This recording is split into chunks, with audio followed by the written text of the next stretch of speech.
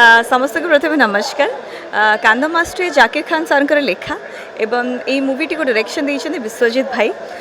कांद master तो जाकिर खान से लिखिदे and ताको बहुत आगुरी थिएटर रे भी परिवेशन करा जायछि किंतु ए यूनिक जिनसटी को आपण मानक सामना को आनिबार आइडियाटी थिला हम डायरेक्टर विश्वजित भाईंकर से निज प्रोड्यूसर से जिते बड़े आम सह डिस्कशन कले आम फिल्म टी करवा मोर प्रथम प्रश्न था कि कांद मास्टर किए हेबे कारण आजिकल जेनेरेशन रे एते सुंदर कांदना गीत शिखिकी जड़े हीरो परिवेशन करिया बहुत डिफिकल्ट निश्चय ही थाई पारे।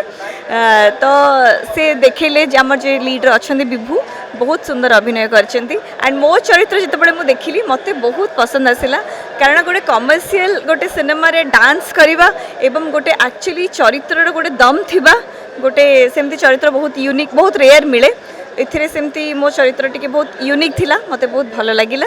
आशा करछि आपण माने देखि साला परे भी आपण को मो चरित्रटी निश्चय भल लागिबो। अच्छा जे गोटे कांसेप्ट कांदो मास्टर आपण कि कांदो सिखिले सेटा मु एबे रिवील करिविनी जेतु मते वीडियो चरित्र आपण माने देखिछथि सिनेमा रे मु एपर्यंत गेटअपटा नेछि तेणु सिखिली कि न सिखिली गाइली कि न गाइली सेटा फिल्म हॉल देखले जानिबे। केबे सेदा प्लानिंग होछि हॉल पे फेब्रुआरी 27 तारिख रे हॉल रिलीज हबो कांद मास्टर।